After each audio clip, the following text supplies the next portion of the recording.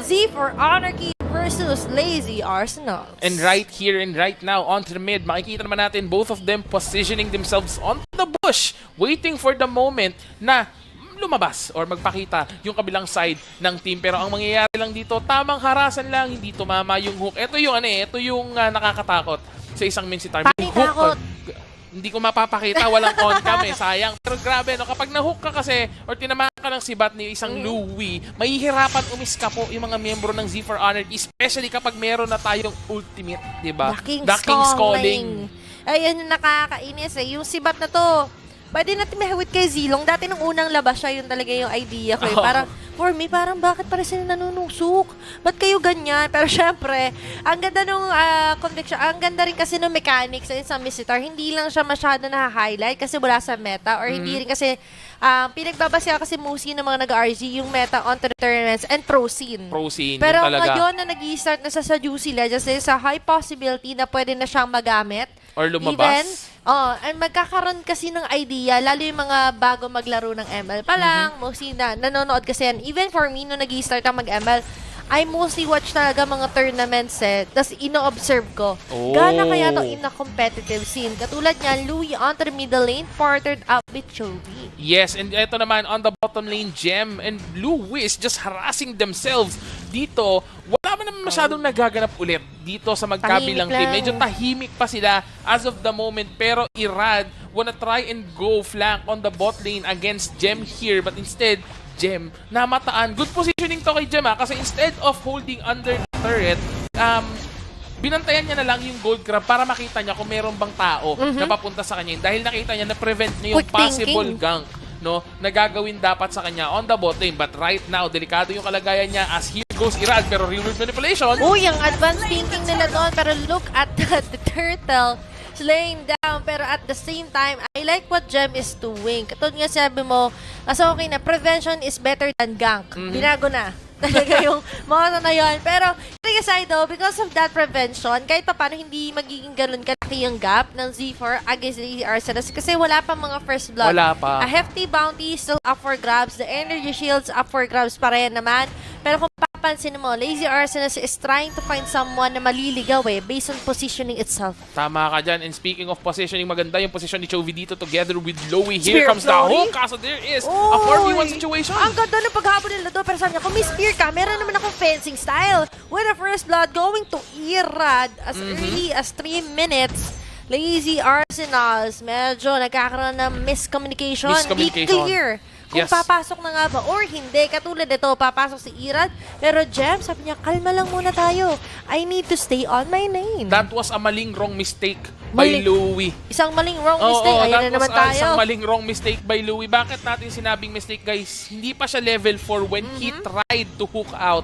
Paring Irad dito. Meaning, libre pa siyang makakapag-puncture in and out in that kind of situation. Because of that, siya nga yung napunish with the Phantom Execution. That is a 1-0 lead na hawak ng Z4 Anarchy. As of now, hindi pa tayo nakita ng aggression against Lazy Arsenal. Yung aggression na ginawa ng Z4 Anarchy. And look at this. Speaking of aggression, aggressive play na naman on the bottom lane. Si Gem daw kasi yung isa sa key player ng game number 1. So they're trying to prevent Gem from scaling up. And usually, makikita rin naman natin for Lazy Arsenals, they have a Hayabusa na jungler In contrast sa nakasanayan din natin na nagiging siya, roamer. Kumbaga kasi naka-execute sa battle spell. So right now, medyo nag-workout naman. Yes, hindi tayo makabalag or makasuntok pabalik.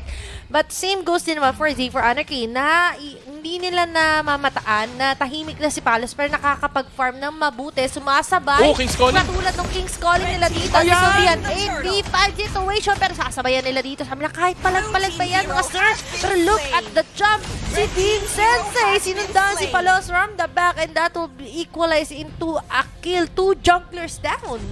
Pero that was in favor of Lazy Arsenal first of all dahil sila yung nakasecure ng turtle and at the aftermath of the team fight is napilitang umuwi yung Z4 Anarchy giving a huge opening para kay Loy Cutie to tear down the entirety nga ba of this gold plating on the top lane, meaning that's a lot of additional gold for him. Blazing Do It has been activated to clear out the minion waves. As fast as possible, as fast as possible. Asap. Para ma-maximize niya yung opening na binigay sa kanya. Pero grabe din. Kung napansin nyo guys, right after the King's Calling, real world manipulation meaning walang way of escape si Irad sa loob ng square. Ang ganda no? Parang naging Squid Game talaga. Katulad nito, may nano-nurture, tapos meron pa paghatak.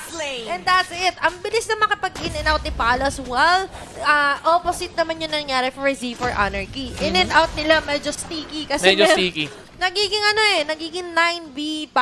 Wow, galing ko magbilang doon. Sticky glue talaga si Luis Sticky dito. glue. Kasi Kaya masyado ko siyang to. kumakapit. Yan, ganun. Alright. Ayan. Pero Nag-do right it pa nga. now, Parang- dito makikita naman natin may pagbawi sa bot lane. Irad and Nakri tries to stop Gem from farming and getting enough gold to scale onto the late game. And that's a good tactic. Was on the top, make it drop dahil si Lake Cutie din-drop down na yung turret ng Z4 Anarchy. Pero nag-drop down din on his knee si Palos doon. Medyo padalos-dalos na yata yung naging position niya. Meanwhile, Dance Sensei, if ever man na i-go niya yan, kayang-kaya. Kasi there's Dian together with Ira, the Veil. Eto na, witness natin to ng game number 1. Actually, nung series number 2 natin earlier by RBC. And I'm liking it so far. Yung Veil na may Windstorm, Windblade. Talaga namang kaya mag-instant kill. Pero meanwhile, there are certain points na kailangan nilang consider kasi yung escape capability medyo mababa. Katulad nito, yung escape capability ni Louie, pinabaan na lang din. Yung King's Calling medyo na late, pero yung ganong klase ng sitwasyon ang kailangan din nilang iwasan. That's a huge misposition galing dito kay Louis. He's at a 0-2 standing. Yes, hindi pa ganun kalaki yan, pero we're still early onto the game. Usually, hindi ka makakita na ganyan kataas na death onto a tank player na sinusubukan lang mag-roam. Yes. There was no team fight at all. He was just picked off by Z4 Anarchy, indicating na ang laking error talaga nung ginawa niya. Pero good thing though, on the bot lane, as we can see, Palos doing his best to try and farm and catch up against the enemy team's core hero, which is si Irad na as of now has a 1-1-2. We're 7 minutes into the game. Mariatina, a 1k gold lead. The harassment on top. Nahuli na naman yata si Louie. Ang ganda ng pagharap ng Spear of Glory. Look at Clay Cutie from the front. Pero sinagutan siya doon. Then turn port memory, medyo nagulat siya doon. BMI out. Meanwhile, look at Irad here. Mabilis siya makakapag-fizzle out. Mananahina nga lang din siya muna with a fizzle yet again. Yung Windblade. Pero good thing that meron pa siyang quad shadow to save the day. Lazy Arsenal, ang strength nila dito is that they have heroes na ang layo ng ankle breaker. They have the BMI, they have the quad shadow as well coming here from Palos. Pero the main problem here is hindi pa rin sila makabawi. Look at the gold lead na hawak ng Z4 Anarchy. Unti-unting lumalaki. And let us check the items na meron ang isang Lancelot dito. Compare natin onto Palos. Lancelot already has a War Axe and an Endless Battle. While si Palos, merong War Axe going for the Blade of Heptasy. 5-9 against 4-7, a 1,200 gold lead na hawak ng isang Lancelot. Whilst, yes, the Brody already has a BOD and a Hunter Strike compared sa Claude, na meron na ditong Demon Hunter Sword and a Golden Staff. Pero dito, yung staff na yon, they need to stop their ground na lang din muna. Stay on their sides. Dahil mag-ingat sila, pwede pa rin pumasok anytime. So sila Dan Sensei, katulad na to. Oops, huwag tayo maingay, B-Max. Kasi si Jem, ang pagtutulungan yata nila dito. Going with a Phantom Execution. Torndros, hindi mag-miss out yata yung mga HP doon. Pero doon sa pinakalikod, si Joey goes in with an R. Na partner repair doon. Yung King's Calling, sakto ganado with the RWM as well. Medyo nahuli. Sayang, that was a really clean setup from Chovy as well with that real-world manipulation. Sadly though, that was a late ultimate play coming from Louie. Now Lake Cutie on mid tries to shove in the minion waves. The BMI ankle breaker. Bali ang paa ng isang Ira dito sa laban natin. Pero that's still a huge misplay from Lazy Arsenals. They could have turned things around from that very last team fight. Pero dahil ramdam na natin na meron ng pressure sa kanilang mga katawan, nagkakaroon na ng huge mistakes na ang Lazy Arsenals. Kailangan nilang iwasan. Right now, Palos, hindi pala siya mag-bleed of the Heptasy. Instead, he's going in for the Hunter Strike, the additional movement speed as a way of escape. Pero mapapansin natin doon parang pinakain na alikabok. Ayan, gusto ko diba? Pag may mga kareras naririnig ko, pinakain ng alikabok. Pero doon, Parehas silang magaging alikabok pag nag-snap. Dito sila Dan Sensei with the combinations. Pero, paano nga ba nila mapupull through to? Lalo na ang Lazy Arsenals. They are really on their toes right now. Heightened na yung senses nila.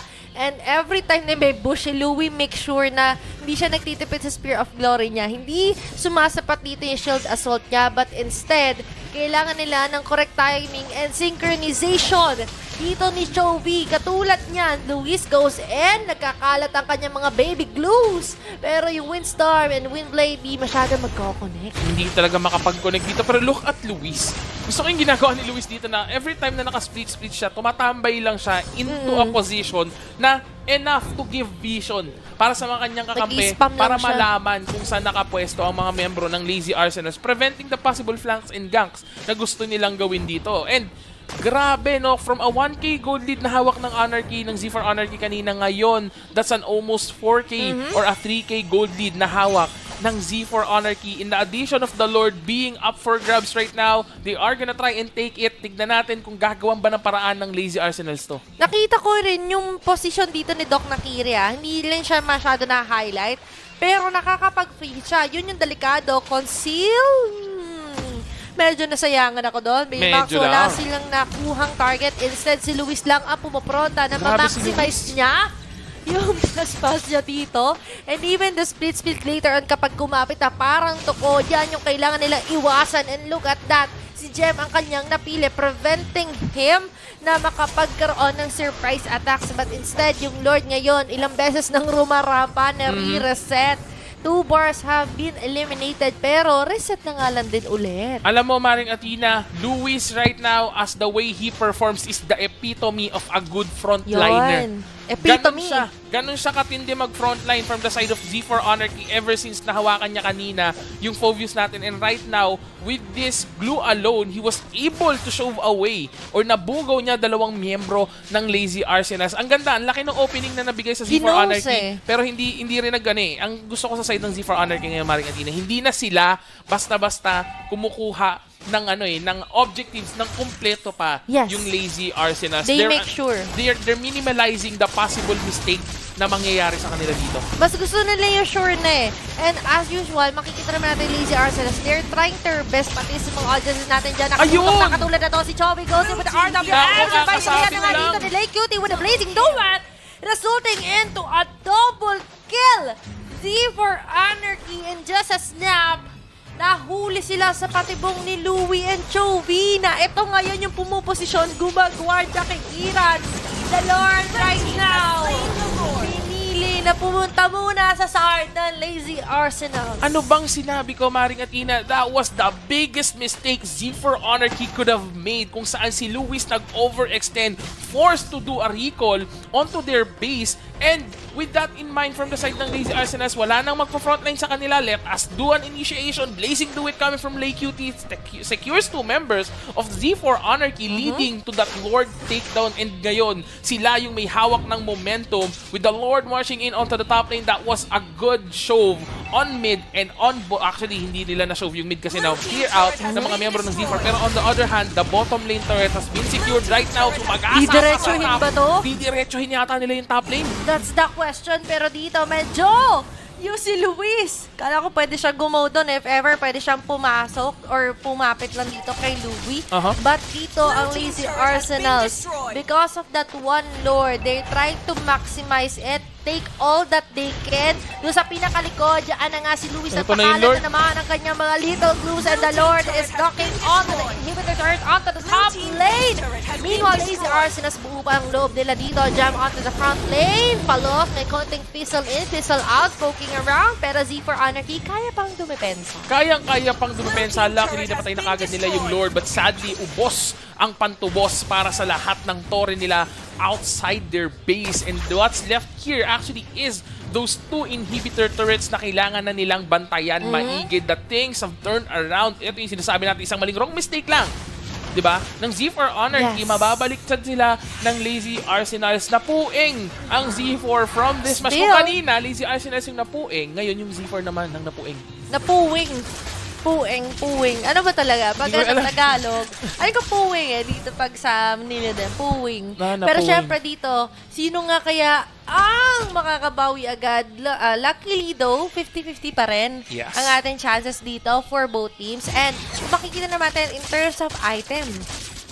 Actually, malapit na mag-lock item dito, si Irad. But let's take a closer look dun sa counterpart niya na si Palos. Si na Palos. eto, evidently, siya talaga yung nasa lag behind eh. Oo, nalalag behind siya as a core hero. Luckily, nandito para bumakap si Lay Cutie with that Claude, almost hitting the lock item, going for that immortality as well.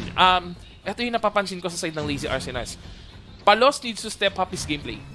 Simula nung nawala sa kanya yung Lancelot, he has not been performing the same way as he did during the game 1. That's a huge problem. Why?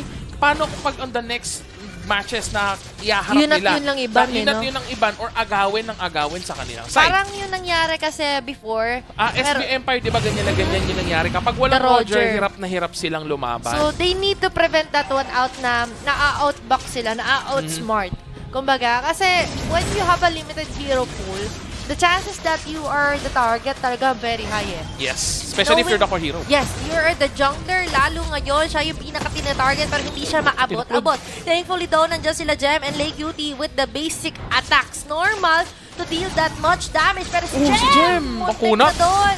Sa mga Windstorm, medyo doon binabagyo si Ira. Nakuha na solo pero mas quick thinking ang ginawa niya Real doon. world The manipulation. reflexes though. Real world manipulation. Spear of Glory with a King's Calling. Saktong-sakto nakuha pati si Tia Dan Sensei. Hindi na rin makakaligtas as Lay Cutie goes in with a killing spree.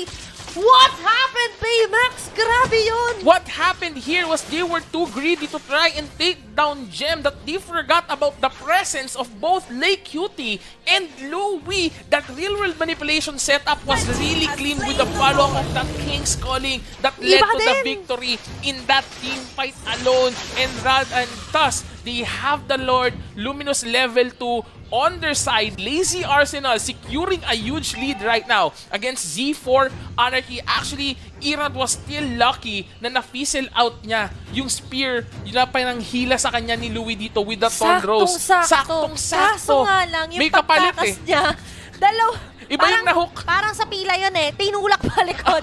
Pero syempre, walang tulakan portion dito. Di ba nagkakatamaan niya pag magkaka-teammates. Pero the idea is that nakaligtas man lang pero may dalawang nabiktima. Tapos double kill pa kay Lay Cutie. Actually, isa lang para kay Lay Cutie and isa kay Chovy. Nalasit eh. Nalasit ni Chovy. Napatakan ng kandila ni Chovy. Pero pwede natin consider talaga para kanya. Pero syempre, a team kill is still a team kill. Yep. Team standing right now is all 6. Papalapit na papapalit ang ating Lord. Level 2 na to. Si Palos, medyo kalmado lang. Goes in with the Oogie Shadow kill. Pero dikit-dikit lang ang magiging sagot nila dito. Quad Shadow out. Meanwhile, the other members right now are busy Real-world defending this manipulation. one out. Yung RWM kinasana. Lay Cutie from the back. There is a blazing duet. Pinagtutulong-tulungan na sila. Pero naglag-down tower din si Palos. And Lazy Arsenals being on time right now. Punctual to set the score and nail it to a 2-1 against Z4 Anarchy.